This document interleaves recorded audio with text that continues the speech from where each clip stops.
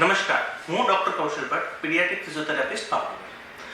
ભાવનગરમાં kids paediatric physiotherapy clinic છેલ્લા 15 વર્ષથી કાર્યરત છે અને કિડ્સ પીડિયાટ્રિક ફિઝિયોથેરાપી ક્લિનિકની અંદર જુદા જુદા પ્રકારની બાળકોને લગતી દરેક ટ્રીટમેન્ટ અવેલેબલ છે.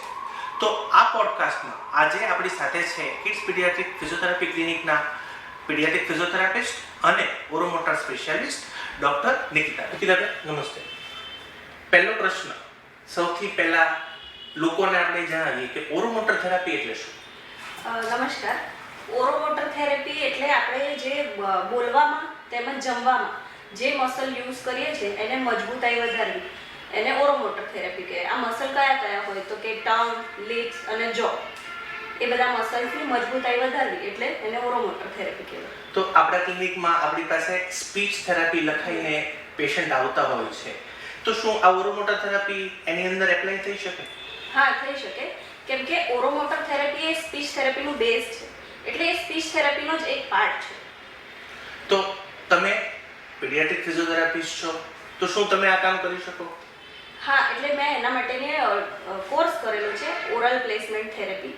એટલા માટે હું આમાં પણ વર્ક કરું છું. ઓકે. તો આ ઓરોમોટર થેરાપી છે એ કઈ કઈ કન્ડિશન બાળકની અંદર શું જોવા મળે, તો એ કઈ કન્ડિશનની અંદર ઓરોમોટર થેરાપીનો યુઝ થઈ શકે? કન્ડિશન જેવી કે ઓટિઝમ, સેરેબ્રલ પાલ્સી, પછી ડેવલપમેન્ટલ ડિલે હોઈ શકે, પછી જેને ક્લેફ્ટ લિપ હોય, ટંગ ટાઈ હોય, એ બધામાં પણ આપણે આ યુઝ કરી શકીએ છીએ. તમે જે કન્ડિશનની વાત કરી એ બધા એબનોર્મલ પેશન્ટ હતા. જે નોર્મલ બાળક છે, તો નોર્મલ બાળકની અંદર આ ઓરોમોટર થેરાપીનો યુઝ થાય? હા, જેમ કે અમુક બાળકો છે જે લિક્વિડથી તો સોલિડ તરફ જલ્દી ટ્રાન્સફર નથી થઈ શકતા, પછી જેમનો ટેસ્ટ અને એ ટેક્સચર લિમિટેડ હોય, એ બાળકોમાં પણ આ ઓરોમોટર થેરાપી કરી શકાય કે એમના ટેસ્ટ પછી એમનું જે લિક્વિડથી સોલિડ તરફનું ટ્રાન્સફોર્મેશન ઇઝીલી થઈ શકે એ લોકો માટે. ઓકે. તો આ બાળકો જ્યારે તમારી પાસે આવે ત્યારે તમે એનું નિદાન અને સારવાર કેવી રીતે કરો?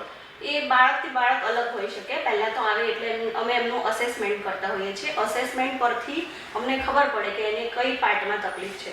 એ પ્રમાણે અમે એમને એક્સરસાઇઝ કરાવતા હોઈએ અને એને જરૂર પડે તો અમે અલગ અલગ ટૂલ્સ મંગાવતા હોઈએ છીએ. બધા બાળકથી બાળક અલગ હોઈ શકે.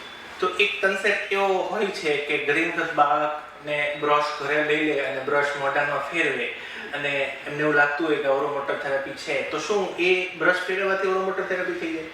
બ્રશ ફેરવવું એ એક એનો પાર્ટ છે, પણ બધા બાળકમાં અલગ અલગ હોઈ શકે. એવું જરૂરી નથી કે એકલું બ્રશ ફેરવવાથી જ થઈ જાય. એને કયા મસલ ઉપર વર્ક કરવું છે, કે લિપ્સ પર વર્ક કરવું છે, તો બ્રશનો કેવી રીતે યુઝ કરવો છે, ટંગ માટે બ્રશ કેવી રીતે યુઝ કરવો, એ બધા માટે અલગ અલગ હોઈ શકે. ઓકે. તો આ ટ્રીટમેન્ટ કઈ ઉંમરથી શરૂ કરવાની હોય? ઉંમર તો એમાં એવું છે કે ન્યૂબોર્નથી જ શરૂ કરી શકાય. કેમ કે ન્યૂબોર્નમાં પણ ઘણા બધા પ્રોબ્લેમ્સ હોય છે કે એ લોકો સકિંગ નથી કરી શકતા, કે પ્રોપર લેચ નથી હોતું એ લોકોનું, એટલે ન્યૂબોર્નથી જ શરૂ કરી શકાય. ઓકે. તો એ ટ્રીટમેન્ટ, ન્યૂબોર્નની ટ્રીટમેન્ટ છે, એ ટ્રીટમેન્ટ ક્યાં કરાવવાની? એ ટ્રીટમેન્ટ માટે પેશન્ટે કે માતા પિતાએ ક્લિનિકમાં જવું પડે?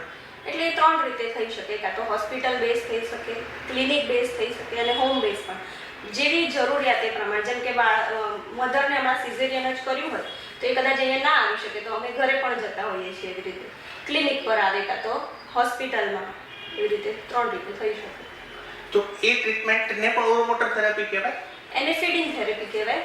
કે ફીડિંગ થેરાપી, એના માટેનો મેં કોર્સ પણ કરેલો છે. અને કોર્સ કરતાં વધારે જરૂરી એ છે કે હું પોતે માતા છું અને હું એ ફેઝમાંથી પસાર થયેલી છું કે બાળકને ફીડિંગ કરાવતી વખતે શું પ્રોબ્લેમ્સ થાય છે. એ મેલ કદાચ તમે નહીં સમજી શકો, પણ હું એ ફેઝમાંથી પસાર થયેલી છું, એટલે હું એને વધારે સારી રીતે સમજી શકું છું, એટલે હું આમાં કામ કરી રહી છું. ઓકે. તો તમે ફીડિંગ થેરાપી જ્યારે માતાને કરાવતા હો ત્યારે માત્ર તમે ફીડિંગ વિશે જ સમજાવો?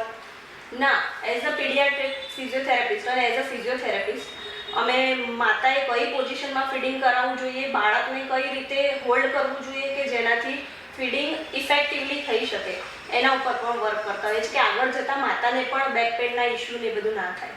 ઓકે. તો feeding therapy, oromotor therapy as a physiotherapist તમે આની અંદર કરો છો, તો માતા પિતા માટે તમે શું એક સંદેશો આપશો? એક સંદેશો એવું હોઈ શકે કે બને એટલું તમને આ પ્રોબ્લેમ્સ વિશે જેટલું જલ્દી જાણ થાય એટલું જલ્દી તમારે આની ઉપર વર્ક કરવું જોઈએ. જેટલું લેટ થાય એટલું એના રિઝલ્ટમાં પણ લેટ થાય. ઓકે, તો નિકિતાબેને આપણને જણાવ્યા પ્રમાણે ઓરોમોટર થેરાપી કે ફીડિંગ થેરાપી બાળક જન્મે પછી તરત શરૂ થઈ શકે છે. નોર્મલ બાળકો, જે બાળકોને પેથોલોજીકલ ઇશ્યુ જેમ કે સેરેબ્રલ પાલ્સી, ઓટિઝમ કે ADHD નથી, એમને પણ ઘણી બધી વખત ઇશ્યુ હોય, એમણે પણ એમનો સંપર્ક કરવો જોઈએ. બિંગ અ ફિઝિયોથેરાપિસ્ટ એટલું ફીડિંગ નહીં પણ માતાનું વેલબિંગ પણ, બેક પેઇન ન થાય, સાચી પોઝિશનમાં માતા બેસે અને લાંબા સમય સુધી કાર્યરત રહી શકે એવો સંદેશો આપણને એમના તરફથી મળેલો છે. તો જે પણ બાળકોને આ સંદેશો મળે, જે પણ બાળકો સુધી પહોંચે, માતા પિતા સમજે અને સમજીને અર્લી ઇન્ટરવેન્શન બને એટલી વહેલી ટ્રીટમેન્ટ શરૂ કરે તો અમારો આ એક પ્રયાસ સાર્થક ગણાશે. આભાર.